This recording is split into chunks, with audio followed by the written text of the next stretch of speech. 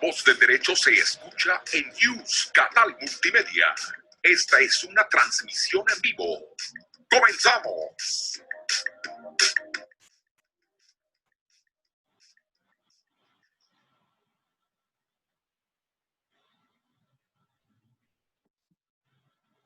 ¿Qué tal, queridos amigos? ¿Cómo están? Sean bienvenidos a su programa favorito, Rutas y Retos de Legalidad de la Secretaría Académica de la Facultad de Derecho de la UNAM. Este programa es conducido en lo general por la doctora Sonia Venegas Álvarez, secretaria académica de nuestra institución. Soy su amigo Juan Negrete y como siempre es un gusto y un privilegio estar con ustedes para platicar de muchos temas jurídicos de la mano de grandes expertos. Y déjenme decirles que el día de hoy no es la excepción, estoy sumamente contento.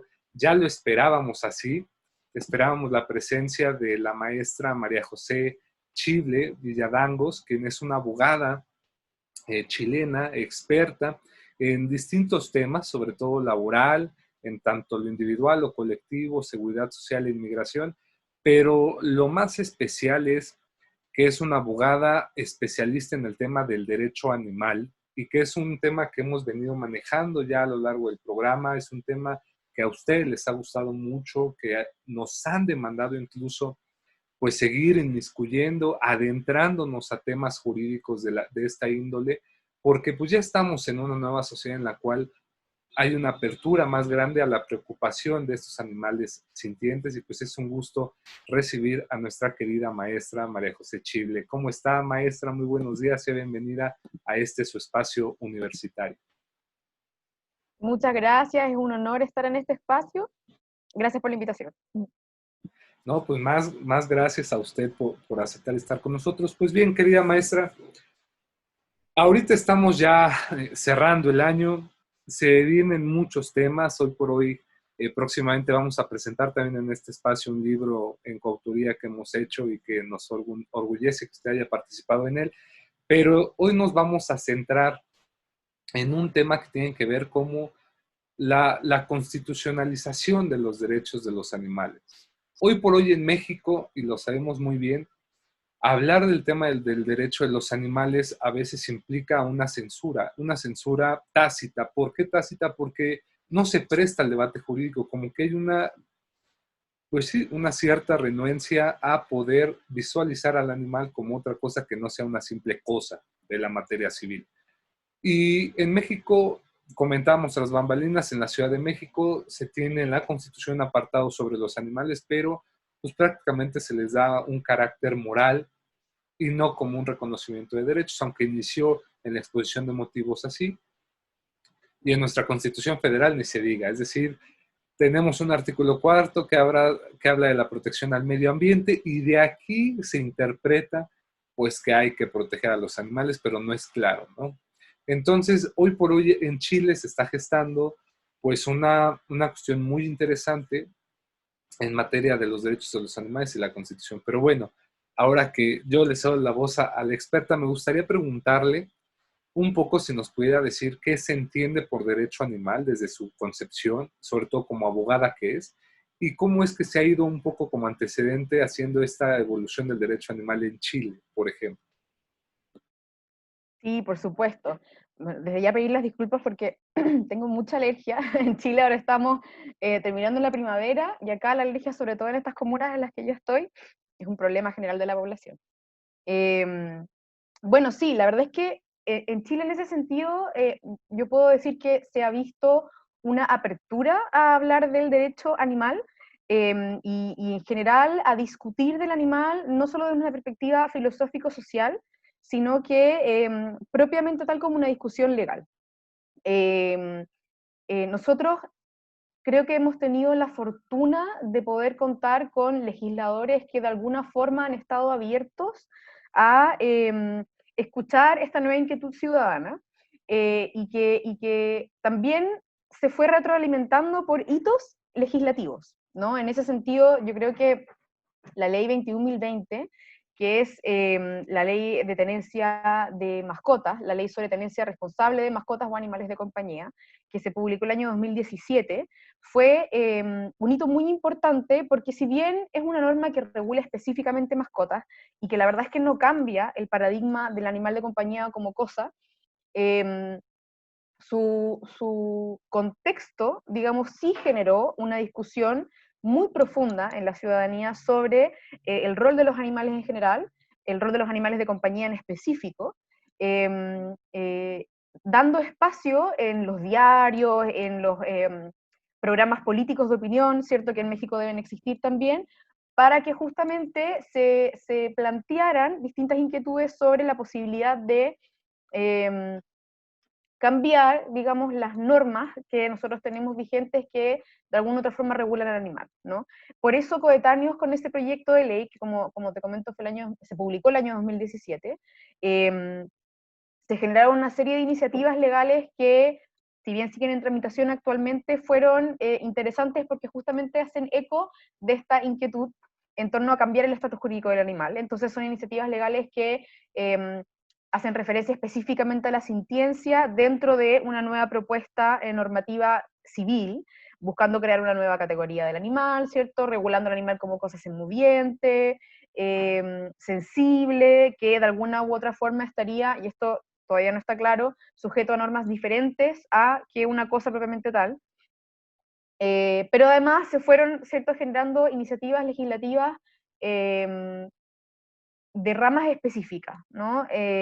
Específicamente destinadas a los animales silvestres, con una propuesta de un servicio de biodiversidad, que también está todavía en tramitación. En Chile nosotros no tenemos una institución que se dedique específicamente al animal silvestre, ¿no? Nosotros tenemos, por un lado, la CONAF y el SAC, el Servicio Agrícola Ganadero, que regulan al animal bravío, pero como parte al final de la industria, ¿no? O como parte del parque, no específicamente como un individuo que merece una protección específica. Entonces, por eso este servicio de biodiversidad pasó a ser relevante.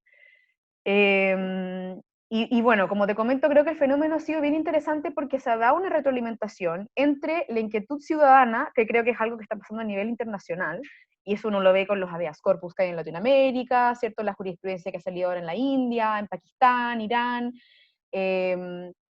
entre esa inquietud ciudadana y justamente estas iniciativas legislativas. Ha habido una conversación, ¿no?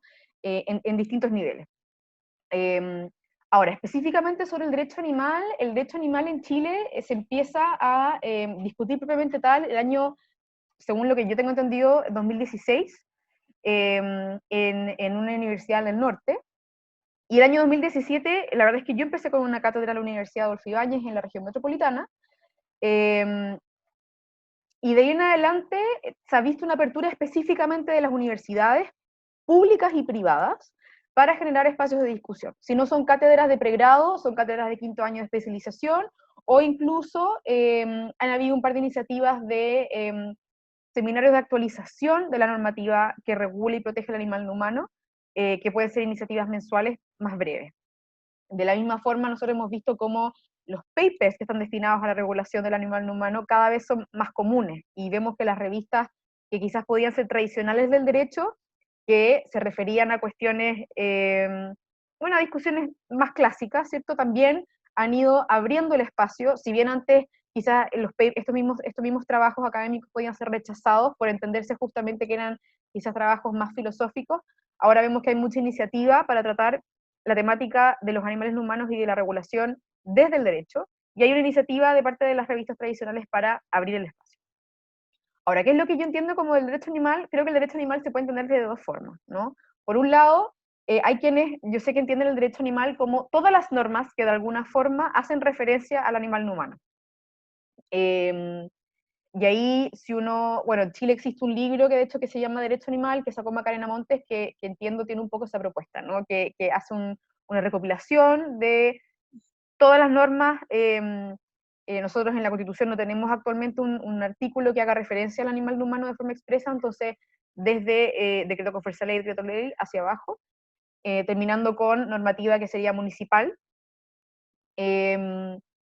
Lo que si bien se entiende, yo creo que no es la forma adecuada quizás de abordar el derecho animal. Yo creo que si uno va a hablar de derecho animal propiamente tal, esto es de una disciplina autónoma del derecho, ¿cierto?, que de alguna forma incorpora normas tanto de orden público como de orden privado.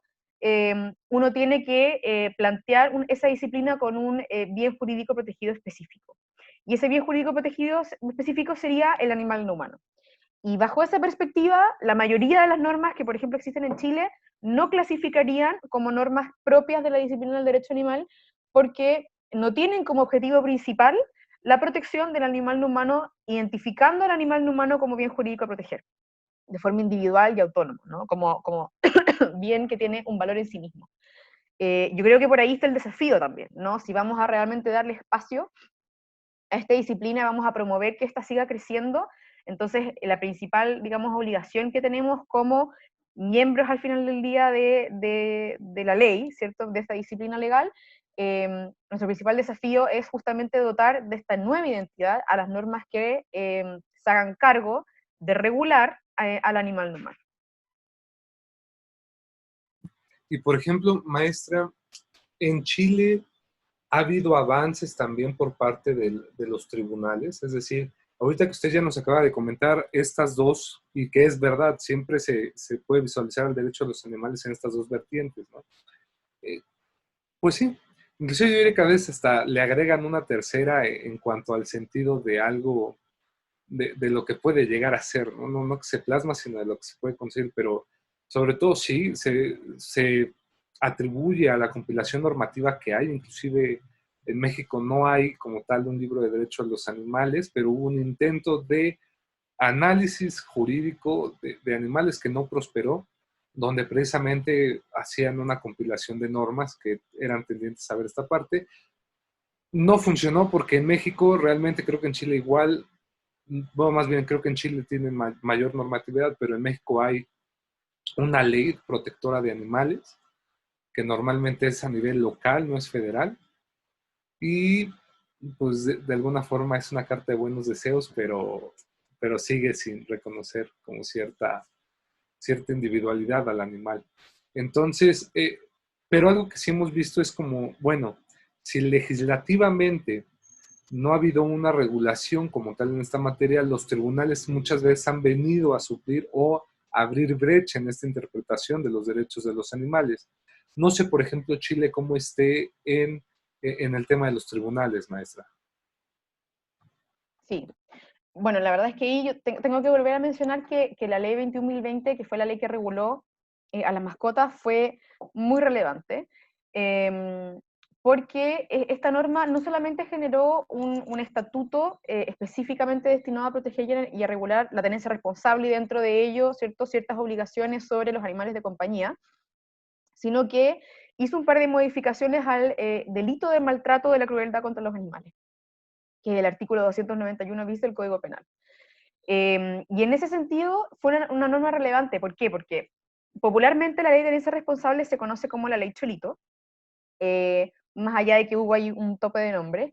La ley de tenencia responsable se promulgó y tuvo este como apoyo ciudadano en su momento, el año 2017, porque justamente tocó, tocó un caso que se hizo muy público también en Chile, de maltrato de un animal, ¿no? Que fue grabado en una comuna de la región metropolitana, que es la comuna de Recoleta. Se grabó a un par de personas apaleando a un perro callejero, que en Chile es muy común, el perro que vive en la calle, sin saber si tiene directamente un dueño que lo deja callejear, ¿cierto?, sin supervisión, o es un perro propiamente abandonado, ¿cierto? Pero se graba a esta pareja, ¿cierto?, apaleando a este perro, el cual quiere inconsciente, quienes después se llevan el cuerpo. Y ese video se hizo público y generó una conmoción ciudadana súper importante a nivel nacional, que hizo posible, ¿cierto?, que esta ley de tenencia responsable se promulgara en un periodo muy, muy breve de tiempo, y que además motivó a que esta ley incorporara estas pequeñas modificaciones al delito de maltrato, que de alguna forma vino a ir perfeccionando este delito, ¿no? Se incorporó una definición del delito de maltrato animal, nueva en el artículo 291 ter, como una acción u omisión que podía ser además única o reiterada en el tiempo, y que podía generarle no solamente daño al animal, sino que también la muerte. Según eso, se generó una estructura de penas, según cuál era la finalidad o el objetivo que el delito, digamos, obtenía, si eran lesiones o si era la muerte, y se agregaron penas. Dentro de ellas, yo creo que la más interesante es la inhabilidad perpetua para tener animales, además de las multas, ¿cierto?, y la posibilidad de presidio. Eh, y, y la verdad es que todo esto recibió, como te comento, una cobertura muy importante que generó entonces no solamente una mayor, digamos, discusión, sino que una mayor conciencia. La gente aceptó que este acto de maltrato no era normal ni era aceptable. Y eso a su vez generó documentadamente un aumento importante en denuncias por maltrato, denuncias por actos de crueldad contra animales que se mantienen sostenidamente hasta el día de hoy, ¿no? Obligando de hecho a una redefinición de ciertas instituciones. Por ejemplo, en nuestro caso, nosotros tenemos un ministerio público, ¿cierto?, que es el que lleva adelante las investigaciones y el proceso de investigación propiamente tal, con la Fiscalía, ¿cierto?, y que después además es el que lleva adelante las acciones que son públicas. Y el Ministerio Público se sabe que a raíz de la ley de tenencia responsable y del aumento de denuncias tuvo que generar un departamento específicamente destinado a hacerse cargo, ¿cierto?, de este tipo de delitos, protocolos especiales para recibir estas denuncias y para poder investigarlas, ¿cierto? Y para poder recabar la prueba que los mismos delitos necesitaban. Ahora, en ese sentido, la jurisprudencia ha ido cambiando lentamente, pero se ha visto un cambio. Los primeros años, la discrecionalidad del juez terminaba en que las penas que se aplicaban eran penas exclusivamente de multas a los infractores de este delito, lo que ya el año 2018-2019 fue cambiando, se aplicaron las primeras penas efectivas de presidio por casos de maltrato o de crueldad con animales, se empezó a aplicar además la pena de inhabilidad perpetua para tener animales, lo que puede ser muy relevante, por ejemplo, si el acusado es un médico veterinario, que es un caso que tuvimos con la Fundación, de la que yo soy parte. Y claro, se ha visto un cambio en lo que es la aplicación de la pena. No se ha visto un cambio todavía en el fundamento jurídico que hay detrás del delito, que uno podría decir quizás, que se echa de menos, ¿cierto?, quizás un razonamiento justamente destinado a revisar, por ejemplo, cuál es el bien jurídico protegido, o incluso cuál es el sujeto, si es que hay un sujeto específico que pasa a ser protegido, que es algo que nosotros vimos en un razonamiento que se llevó adelante en Argentina, ¿cierto? Donde además, bueno, específicamente en Buenos Aires, ¿cierto?, entiendo que la norma habla del animal como víctima. Eso no pasa en Chile, y en Chile todavía tenemos la discusión, ¿cierto?, de si la víctima es el animal, el bien jurídico protegido es el animal como individuo, o es el animal como cosa o propiedad de una persona, ¿no?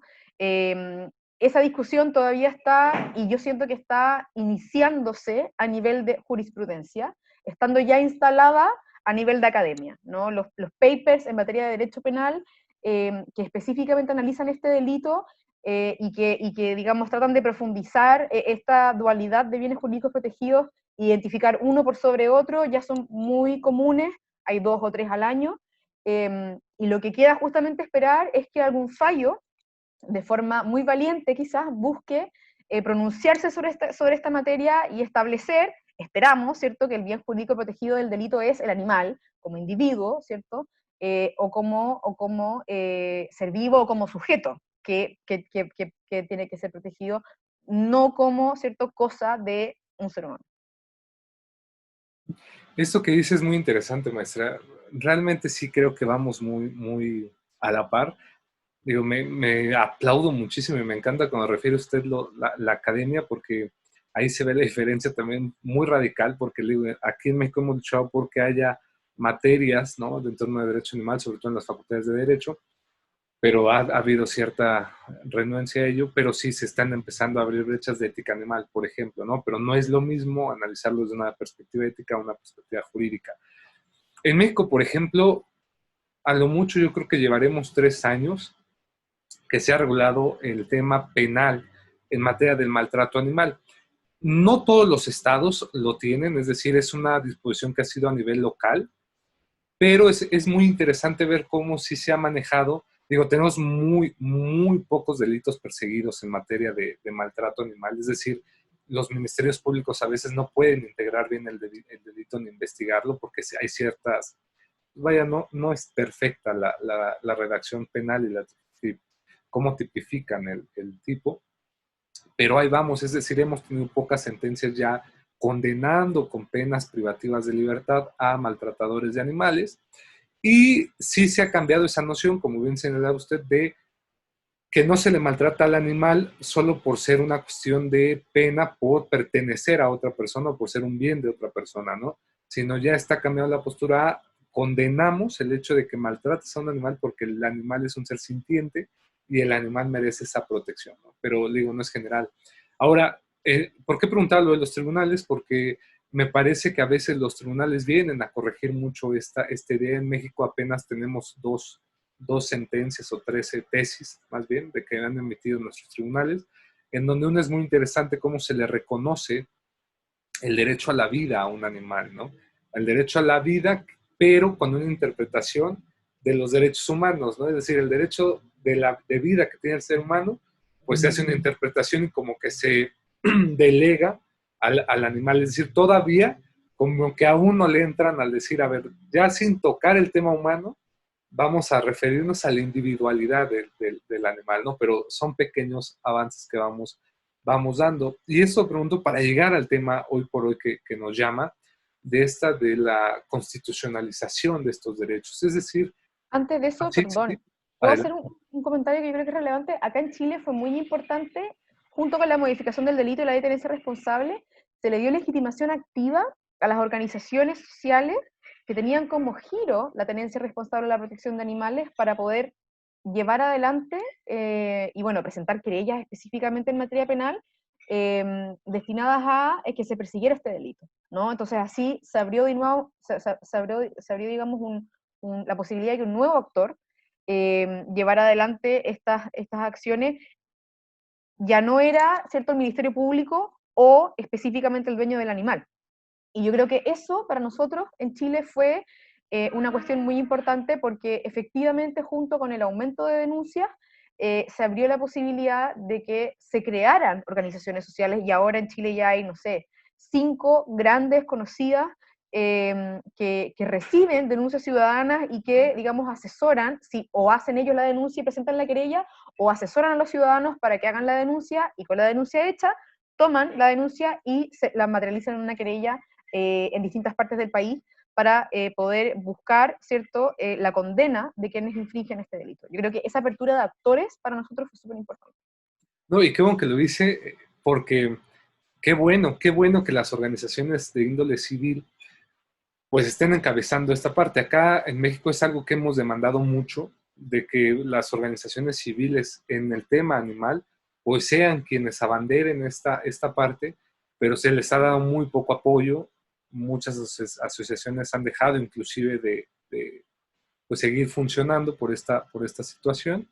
Inclusive en México tenemos, está Medea, que es la Asociación Mexicana por los Derechos de los Animales, que encabeza el licenciado Gustavo Larios Velasco, que es en México como el abogado top en materia de derecho animal.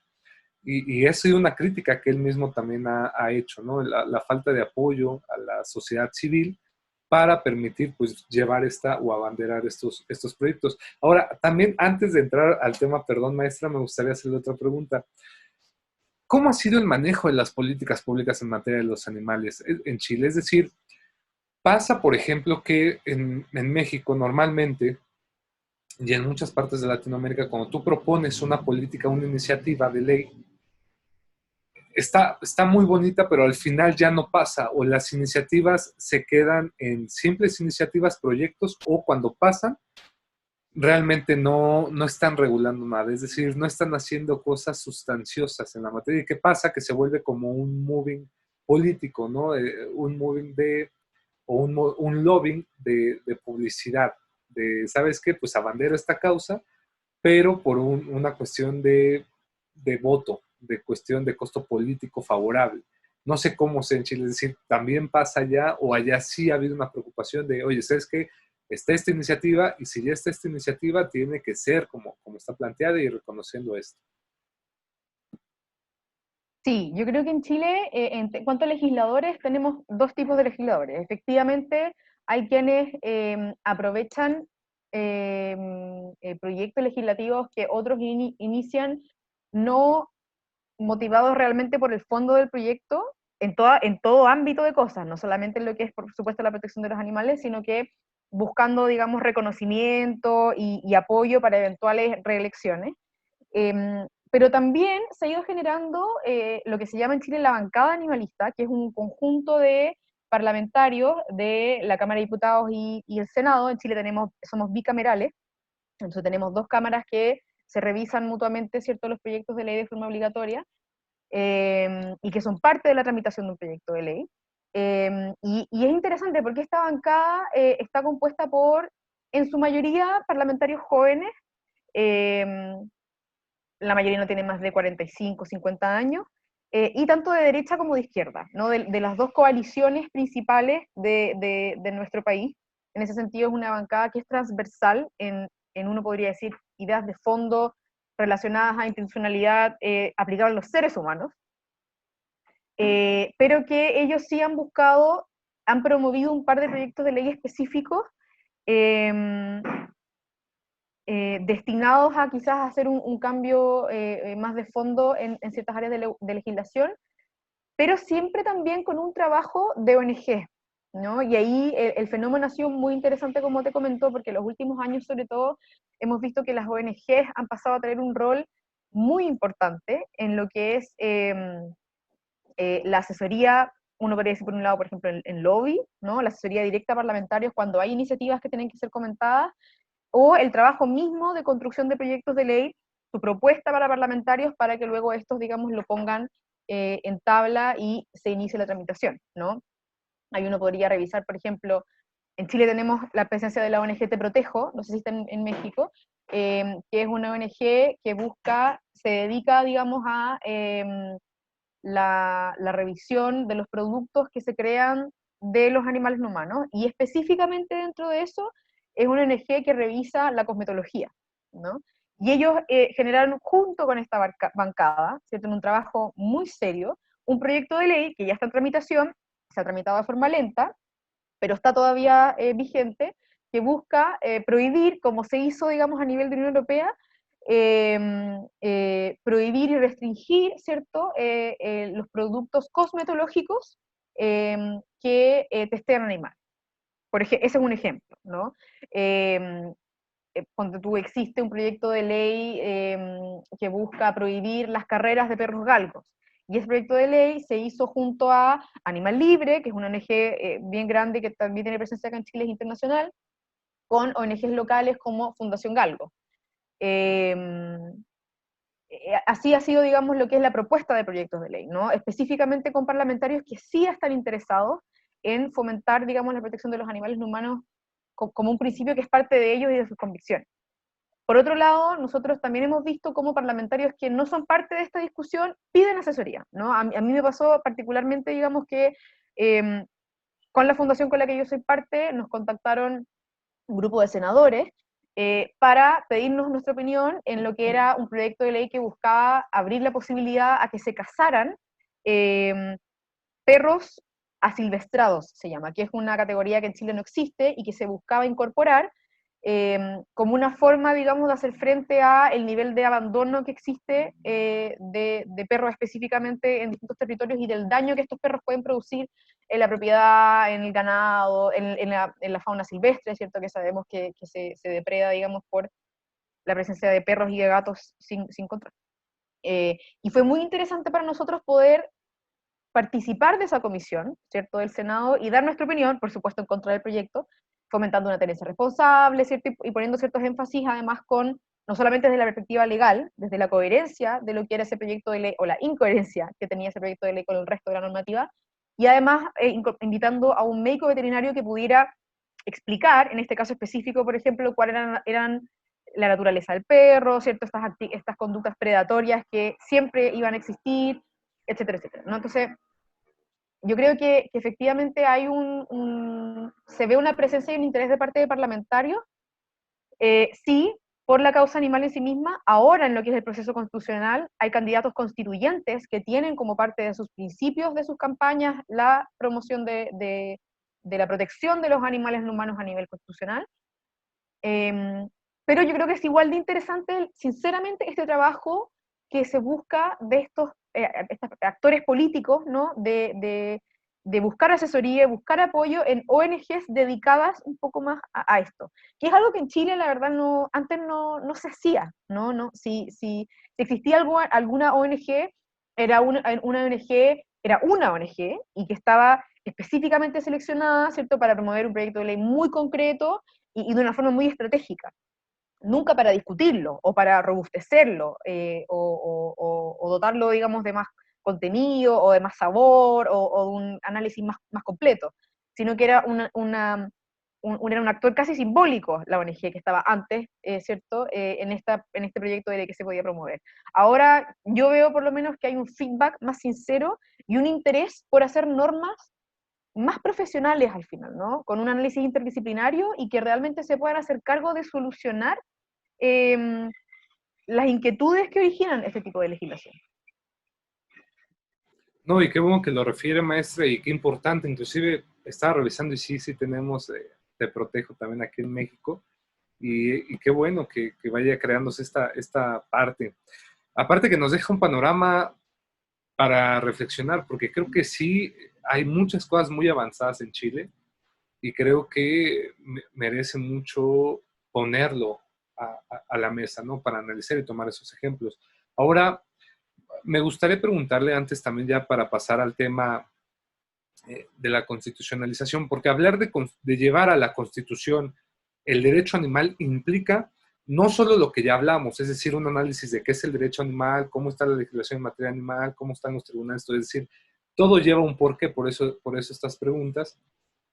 Pero lo más importante es la conceptualización de, por lo menos, concebir un mínimo de derechos que tendría que tener un animal. Es decir, la pregunta va, como experta que usted es, maestra, y que con la trayectoria que tiene, lo que ha visto, ¿qué derechos considera usted que tendrían que no solo legislarse, sino reconocerse constitucionalmente, que sean para el animal, ¿no?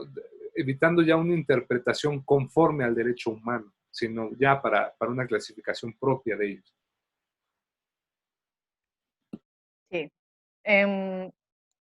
Bueno, yo creo que estamos todos de acuerdo, ¿cierto?, que actualmente ninguna constitución otorga derechos propiamente tales a algún animal no humano, ¿cierto? Y que efectivamente para nosotros, para mí, yo imagino que para ti, ¿cierto?, el objetivo sería que de alguna forma uno de estos derechos eh, sí se incorpore, y no solamente se incorpore como derecho, sino que esté aparejado de algún tipo de acción, ¿no?, que permita protegerlo. En ese sentido, yo creo que, bueno, para mí son claves, por supuesto, el derecho a la vida, no solamente a la vida como una existencia que termina con muerte, sino que a la vida digna, ¿no? A la vida con ciertos estándares y niveles de bienestar. Y yo creo que junto con eso sería interesante efectuar y sería importante hacer una protección de lo que es el derecho a la salud, y específicamente lo que es animales silvestres, el derecho a la libertad, ¿no? Eh, Ahora, las propuestas yo creo que pueden ser infinitas en términos de derechos. Yo hace poco tiempo leía, por ejemplo, que David Fabre, que es académico estadounidense, ¿cierto?, tiene una propuesta desde 1978 de que el animal silvestre específicamente debería además tener un derecho al medio ambiente, al ecosistema, ¿no? Porque el animal silvestre, a diferencia de la mascota, no subsiste solamente con una protección de él mismo como individuo, sino que el animal silvestre requiere de una protección a su especie y una protección específica a su hábitat, a su casa, a su ecosistema, ¿no? Yo creo que quizás ese derecho, si no se incorpora expresamente, estaría así protegido a través de un derecho a la vida, entendiendo la vida de nuevo como esta vida con calidad, quizás, calidad de vida, vida digna con estándares de bienestar acordes a la especie específica, y quizás a través de este derecho a la salud. ¿Mm?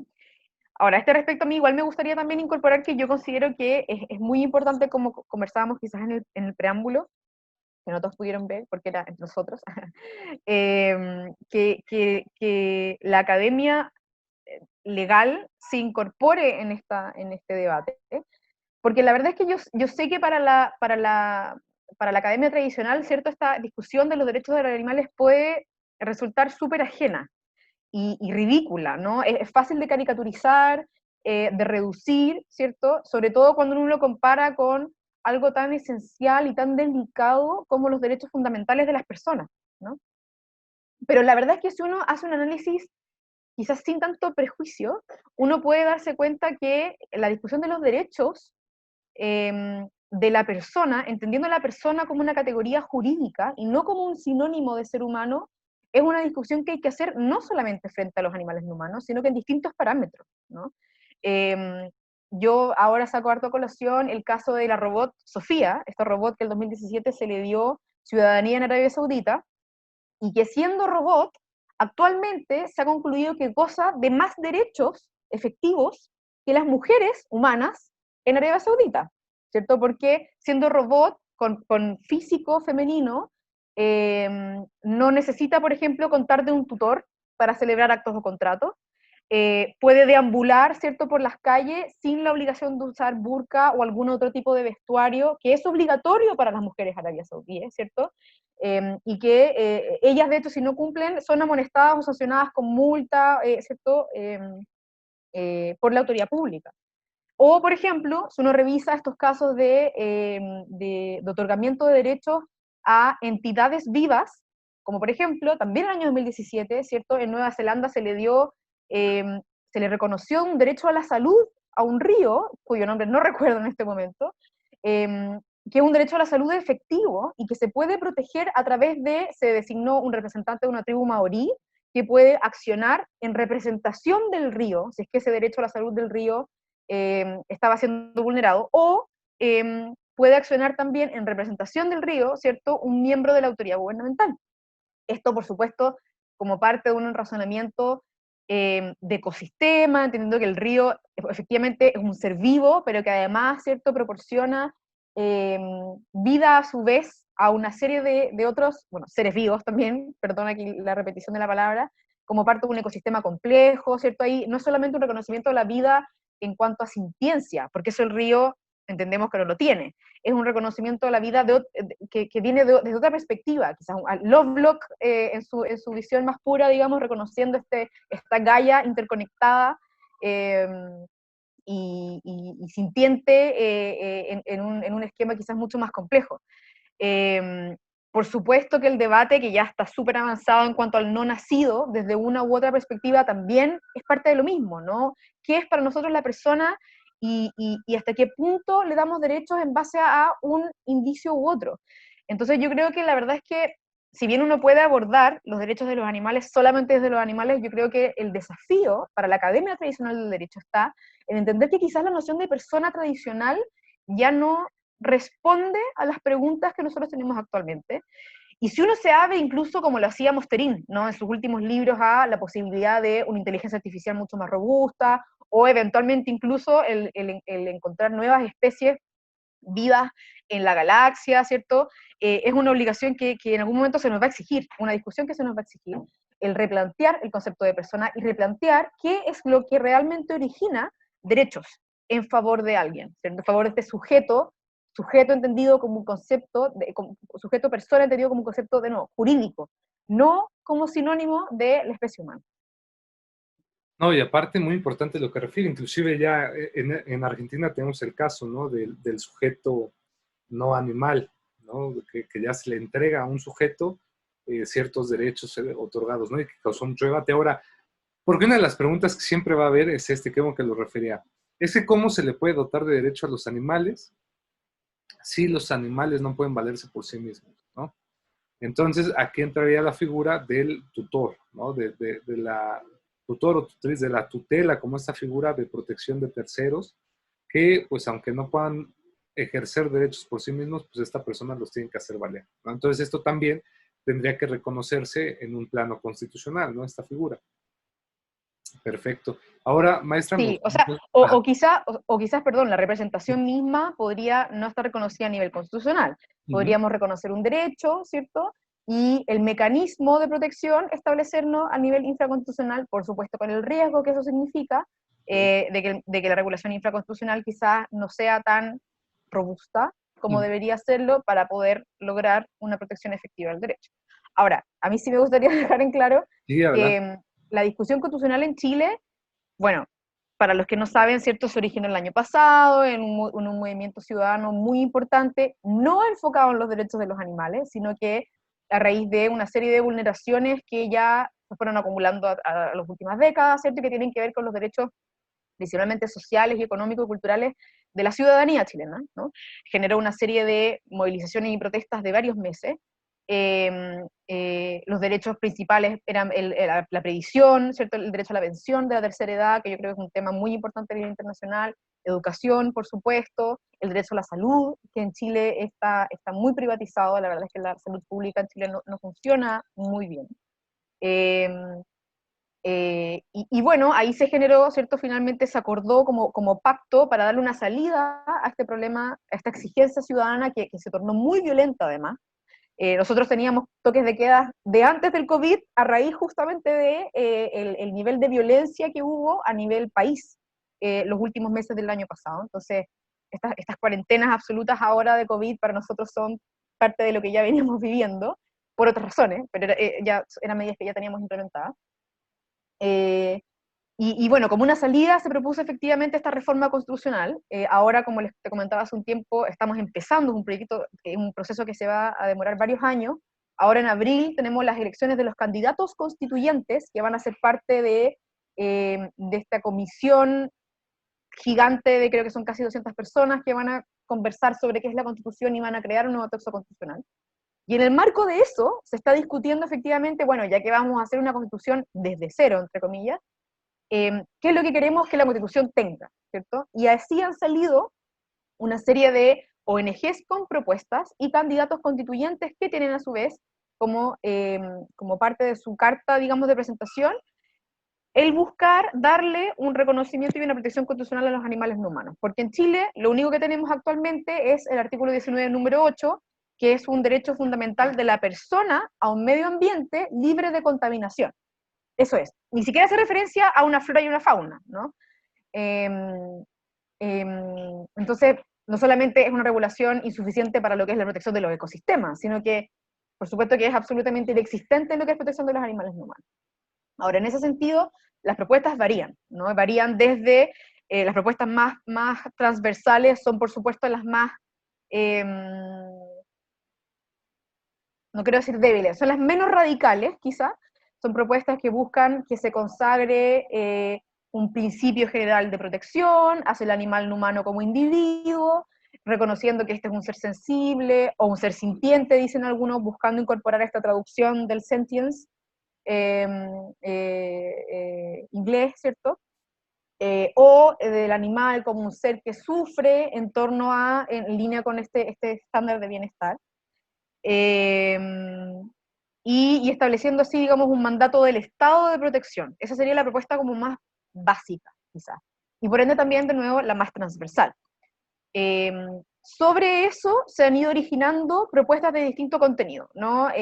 Ya un mandato de protección no solo estatal, sino que hacia los ciudadanos, incorporando quizás, por ejemplo, un derecho, tratando de incorporar el habeas corpus, entendiéndolo de forma amplia, para que pueda proteger efectivamente el derecho, ¿cierto? Está el derecho a la libertad y a la libertad de tránsito de los animales no humanos silvestres. Hay quienes buscan incorporar, el otro día escuchaba, a la familia interespecie dentro de la Constitución, como un guiño, ¿cierto?, a este nuevo fenómeno de discusión donde el animal de compañía es parte, ya no es una cosa en sí mismo, sino que tiene un rol específico que es la familia, y que entiendo en Estados Unidos, he visto un par de fallos que han buscado, justamente por lo mismo, discutir cuando se separan las familias, la ubicación de este animal de compañía dentro de esas mismas lógicas de familia, ya no de un derecho civil que adjudica un bien, sino que como este principio de bienestar al final de dónde el animal de compañía va a quedar mejor cuidado. Y por ejemplo con propuestas que incorporan también una regulación medioambiental en línea con una protección del animal humano. Dentro de esas propuestas se escucha por ahí alguna propuesta de derecho del animal no humano propiamente tal, ¿cierto? Que por último, yo tengo la intuición, va a servir como un punto de negociación, ¿no? La Constitución efectivamente es un texto que es muy complejo, como te comentaba, en Chile hay temas básicos que se va a buscar solucionar, como pensiones, salud. Hay una serie de temas nuevos, junto con animales de los humanos tenemos la protección de las mujeres, de las minorías LGTB. En Chile tenemos una gran deuda con lo que es pueblos indígenas, que también va a ser un tema súper controvertido. Eh, Dentro de eso está planteado, por supuesto, el tema de los animales no humanos. Ese es el contexto que quiero dar, como para que no quede la idea de que como Chile estamos todos discutiendo los derechos de los animales. Eso lamentablemente no es todavía así. Bueno, pero ya han dado varios pasos, es decir, eso me parece, se abre una oportunidad, es decir, es una brecha. El hecho de que ya se preste para que se discuta, pues ya es ganancia, ¿no? Y que no haya un veto desde origen a este tema. Ahora, eso sí es verdad, el tema de las pensiones y la seguridad social, pues ha sido un tema muy a debate y que nosotros ya nos estamos acercando también a ese mismo destino. Entonces, nos ha servido mucho desde el año pasado también ir observando lo que sucedió en Chile para nosotros prever esta cuestión, sobre todo lo de las cuentas individuales y demás. Pues ahorita hay una reforma, es decir, se está aprobando, pero pues aún no se toca el tema de tajo, ¿no? Como decimos. Y bueno, maestro, ya que nos puso este panorama de por qué estamos hablando de esta constitucionalización de los derechos de los animales, estas propuestas que surgen, vamos a pasarnos en lo que puede ser, en esta, vamos a ponernos utópicos, maestra María José. ¿Qué o cómo debería ser el debate constitucional? Es decir, ya dijimos qué derechos, por ejemplo, pueden tener los animales o qué derechos deberían tener los animales, pero constitucionalmente, ¿qué considera que debería ponerse? Es decir, que hubiera un artículo que dijera eso o que hubiera dos o más artículos. ¿Qué sería en la imaginación este día que considera usted debería tomarse en cuenta por pues, este Congreso Constituyente? Sí. Bueno, a mí la verdad la propuesta constitucional que más me gusta es una propuesta que es compleja y es variada en articulado, ¿cierto? Yo creo que sí tiene que haber un artículo que como principio proteja al animal no humano en sí mismo, como individuo, ¿cierto? Reconociendo, por supuesto, su capacidad sensible en línea con, a mí me gusta el bienestar animal, entendiéndolo como una forma de reconocer justamente las libertades o ahora los dominios de los animales no humanos de acuerdo a cada especie, ¿cierto? Yo creo que ese mandato general de protección tiene que estar como una directriz. Pero a mí también me gusta, la verdad, la protección de los animales no humanos de la forma más variada posible. A mí me gustaría tener una constitución no solamente que se quede en el principio, sino que haga una propuesta medioambiental, entendiendo el ecosistema justamente como esta entidad viva, compleja, interconectada. Como lo decía el otro día el fallo, ¿cierto? Creo que es iraní, entendiendo que al final una forma de analizar si es que el ecosistema es un ecosistema equilibrado y saludable, es en base a la biodiversidad, ¿no? Y a la presencia justamente de fauna. Y de una fauna saludable, de una fauna variada en número y variada, digamos, en especies. Entonces yo creo que la propuesta medioambiental debería incluir una referencia a la protección del animal como individuo y como especie. A mí me hace sentido la protección de la familia interespecie porque nosotros a los seres humanos los protegemos también en la medida en que ocupan roles distintos, ¿no? Dentro de nuestra sociedad. ¿Por qué no, si el animal no humano al final es un ser vivo más que va a ocupar distintos roles, protegerlo justamente en base a esta parte de la familia que es? Y a mí sí me gustaría, la verdad, una protección o un reconocimiento de algún derecho del animal no humano con un articulado específico. Yo creo que tiene que ir aparte del derecho, por supuesto, del catálogo de derechos fundamentales de las personas y con una acción constitucional, ¿no? Yo creo que el derecho constitucional tiene que tener una acción constitucional que permita, digamos, defenderla. Yo no iría hay quienes han dicho en Chile, no, un ombudsman especial, digamos, destinado a proteger, yo no iría tan allá, yo lo dejaría simplemente como una acción pública, ¿cierto? Que pueden efectivamente iniciar organismos públicos o ONGs privadas. A mí me gusta la ONG como un promotor, ¿cierto? Y un protector de los animales no humanos, para proteger estos derechos específicos que se le reconocerían a los seres humanos, a los animales no humanos. Perdón. Pues vaya, es una buena iniciativa, una buena tesis para poderla profundizar. En México no tenemos un ombudsman, por supuesto, tampoco se ha pensado la idea de un ombudsman en materia de protección animal, pero sí tuvimos en un estado, en Veracruz, por ejemplo, en México, tuvimos por un tiempo la figura del fiscal especializado en derecho animal y funcionó mucho esa figura porque pues, era un fiscal especializado en el cual iba por los delitos en materia animal, se sancionaban y se buscaban, y obviamente cambió la administración en ese estado y la figura pues ya no se contempla como tal, pero fue un buen inicio que nos dio una posibilidad de que tal vez un fiscal sí podría ser también una buena opción para esta parte, pero sin duda el tema siempre va a ser debatible. Se queda en el tintero también cómo va a ser el debate. Ojalá próximamente, ya el siguiente año, que ya estamos a días de que venga y cuando se haga este debate, pues nos acompañe para poder platicar un poco de cómo se fue dando y qué se ha logrado. El tiempo dicen que es muy envidioso, es el más envidioso de nuestros amigos y no nos deja mucha oportunidad de hablar y se nos está agotando el tiempo, pero no quisiera cerrar este gran programa, querida maestra, sin agradecerle su atención, agradecerle su presencia y fundamentalmente hacerle una última pregunta que es, ¿qué recomendaciones nos daría sobre todo para la cuestión académica? Es decir, ¿cómo en Chile hoy por hoy lograron que hubiera una materia de derecho animal? ¿Qué se requiere para poder pues, adoptarla, ¿no? Qué difícil pregunta. Em, la verdad es que, a ver, yo creo que en Chile se dieron varias cosas. Por un lado, de todas maneras se requiere de académicos interesados en la materia que quieran impartir este tipo de cursos y que cuenten con, con tiempo, ¿cierto? Y con estudios, con especialización, si no con un grado, quizás con un trabajo, digamos, académico que permita darles el apoyo, ¿cierto?, para poder dictar un curso así.